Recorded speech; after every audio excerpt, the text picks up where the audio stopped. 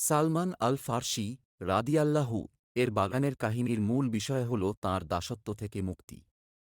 সালমান ফার্সি রাদিয়াল্লাহু ছিলেন একজন পারস্যের লোক, যিনি সত্য ধর্মের সন্ধানে বিভিন্ন জায়গায় ঘুরে অবশেষে মদিনায় এসে একজন ইহুদির দাস হন।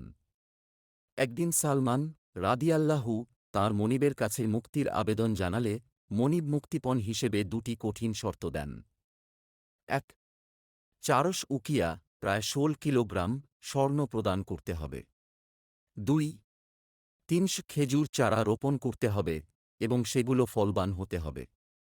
মনিবের উদ্দেশ্য ছিল সালমানকে রাদিয়াল্লাহু মুক্তি না দেওয়া, কারণ এত অল্প সময়ে এত বিপুল পরিমাণ স্বর্ণ সংগ্রহ করা এবং খেজুর চারা রোপণ করে ফল ধরানো প্রায় অসম্ভব ছিল।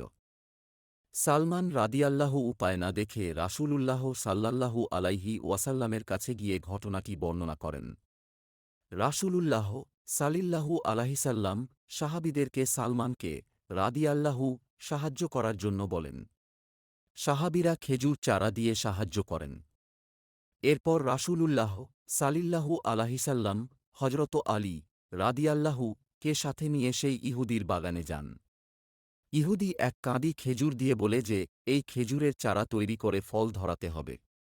রাসূলুল্লাহ সাল্লাল্লাহু আলাইহিসাল্লাম দেখলেন যে ইহুদির দেওয়া খেজুরগুলো আগুনে পোড়ানো, যাতে চারা না গজায়।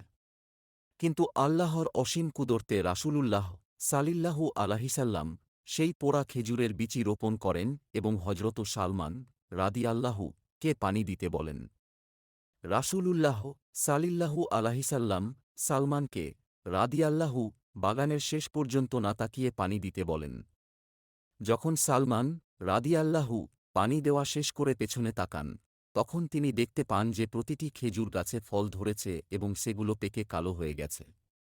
এই অলৌকিক ঘটনার মাধ্যমেই হযরত সালমান ফার্সি রাদিয়াল্লাহু দাসত্ব থেকে মুক্তি লাভ করেন। সেই বাগানটি সালমান আল ফার্সি বাগান নামে পরিচিতি লাভ করে। এই ঘটনাটি ইসলামের ইতিহাসে একটি গুরুত্বপূর্ণ স্থান অধিকার করে আছে এবং এটি রাসূলুল্লাহ সাল্লাল্লাহু আলাইহিসাল্লাম এর মুজেজা বা অলৌকিক ক্ষমতা ও আল্লাহর অসীম দয়ার একটি প্রমাণ হিসেবে বিবেচিত হয়। কিছু বর্ণনায় অবশ্য ৩০টি খেজুর গাছের কথা উল্লেখ আছে, তবে মূল বিষয় একই থাকে। আল্লাহর ইচ্ছায় অসম্ভবও সম্ভব হতে পারে, এই ঘটনাই তার প্রকৃষ্ট উদাহরণ।